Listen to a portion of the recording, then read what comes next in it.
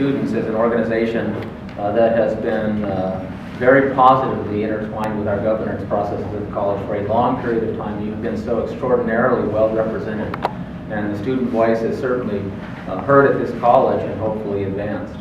Representative body for students, Associated Students has an incredibly important responsibility, and that is you are the student voice, and it is important that you consider how that voice is heard. I say that for a couple of reasons. One is because if it isn't clear, if you're not speaking with clarity, I'm speaking for students. We really need to have abundant clarity what that means. And so I want to suggest to you that on matters of importance to Associated Students, you should have those matters agendized. They should be discussed and deliberated, both sides of the issue. Whatever that position is, your duly elected representative or your duly delegated representative should be sharing that message, and it should be a unified message from the Associated Students. From the perspective of process and procedure, when your representatives are speaking, what we mean by that is Associated Students has an interest on an issue and has taken a position. It's very important that we know that. And so, again, let's have a motion. Let's have a second. Let's have debate. Let both sides be heard. And at the end of the day, let's take a vote.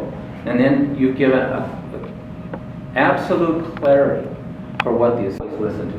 Representatives from Associated Students, representatives, students who are not Associated Students. I want to hear the student voice.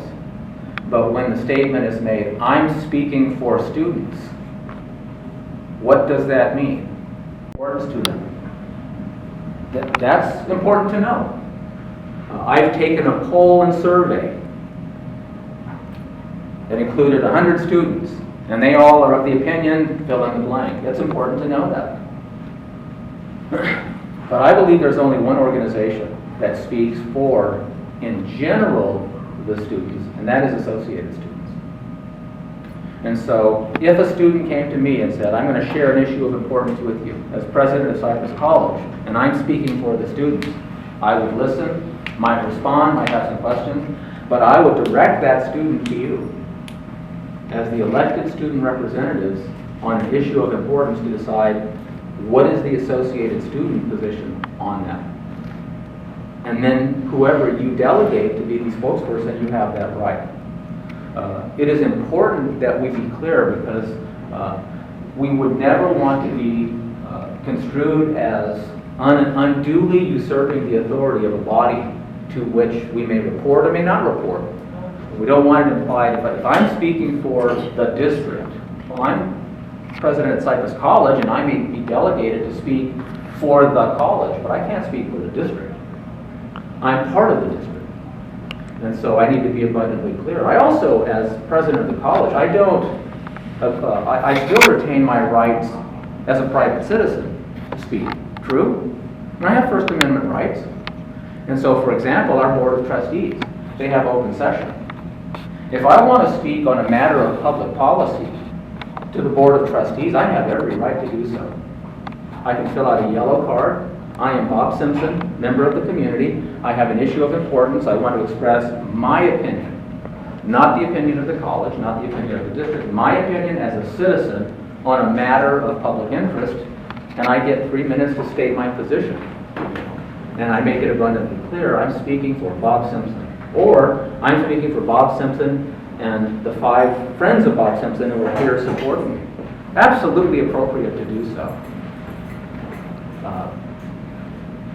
We have matters of great importance that we need to decide at the college.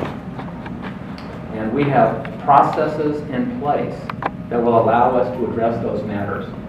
But I want to make a request of you as members of Associated Students, as students of Cypress College.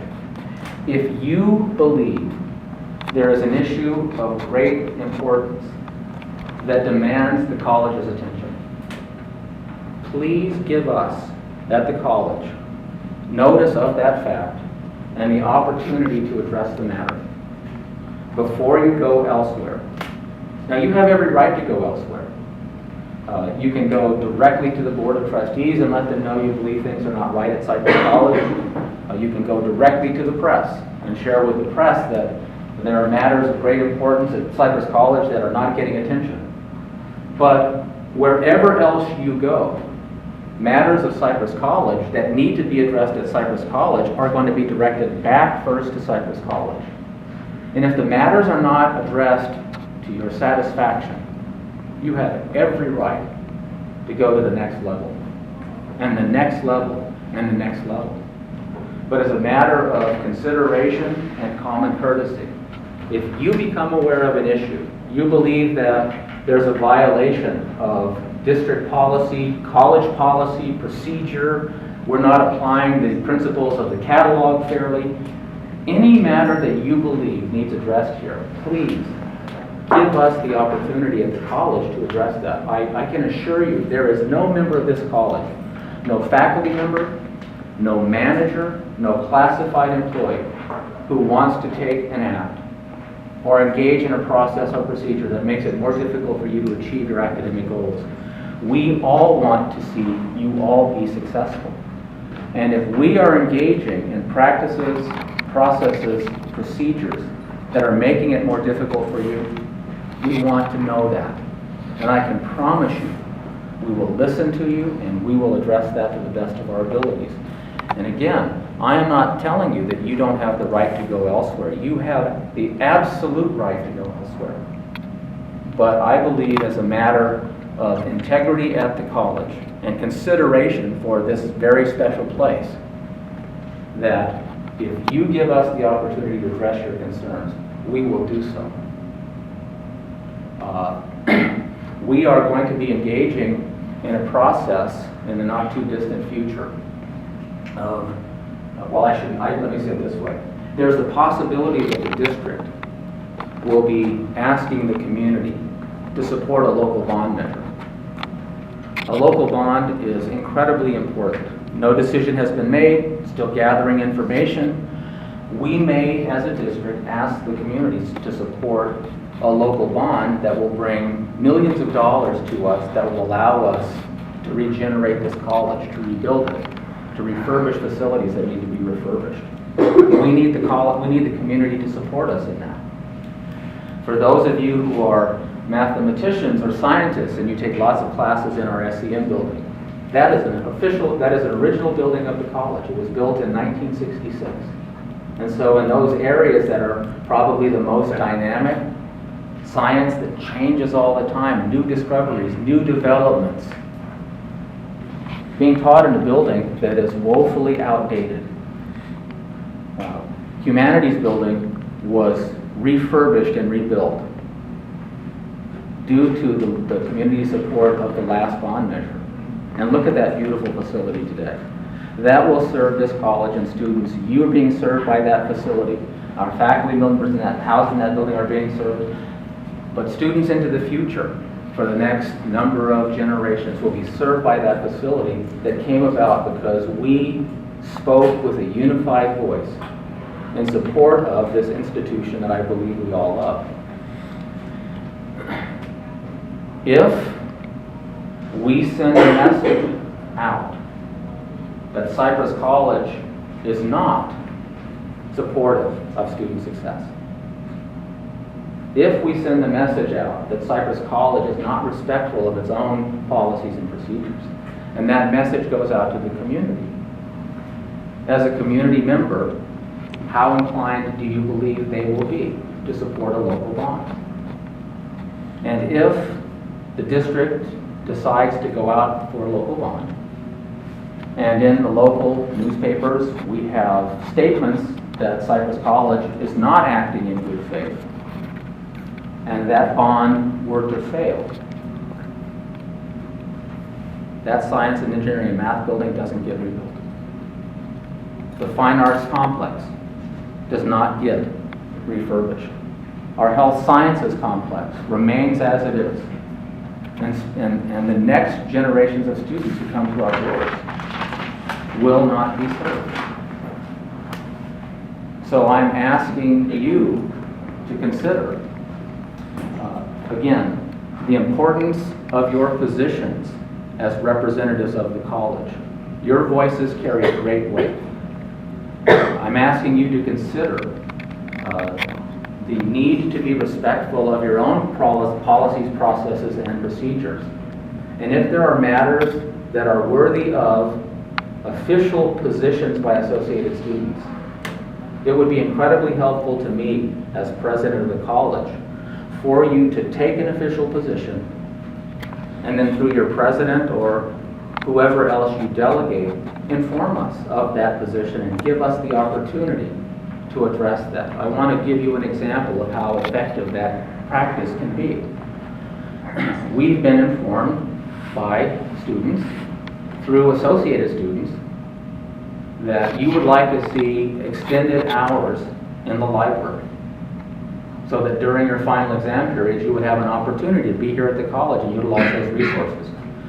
We will be moving to our Planning and Budget Committee for consideration a proposal to fund those additional hours so that students will have the opportunity that you say you need to be able to study and prepare for your final exams here at the college.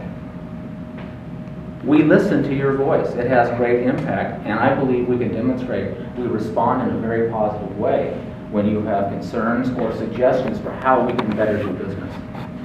And so I want to ask of you to consider the importance of your voices, the importance of supporting associated students as the duly elected representative body, and providing guidance and direction as it is necessary so that we as a college can do our business, speaking with a unified voice and moving this college forward in the way that I believe it deserves. I love this institution. I love the job that I have. I find it distressing that we are not currently speaking with a unified voice at the college, but I am committed to doing everything I can to bringing about better communication, better relations, a more cohesive and positive message, because that, I believe, is the best way for us to be able to serve students.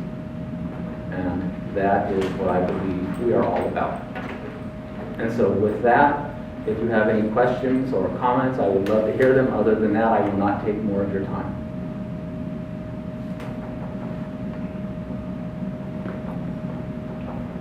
Don't be shy.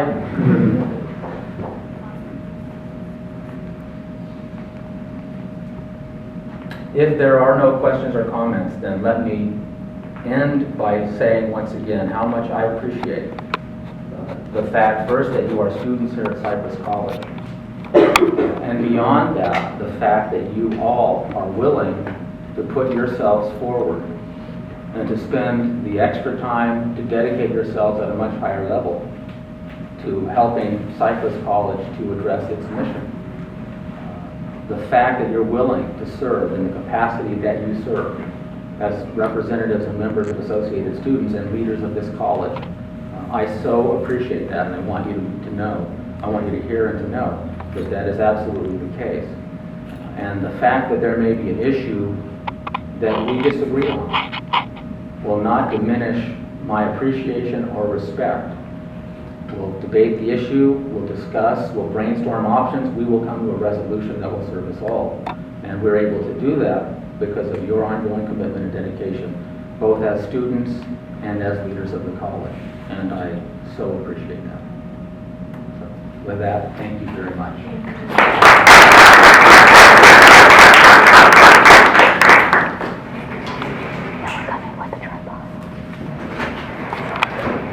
Okay, before we get into the main part of the class with the goals and objectives, I just wanted to announce something. Go ahead, Jerry. Did he, do we request him to come, or he said, can I speak? He requested to speak. So I said I would go ahead and give him as part of the class.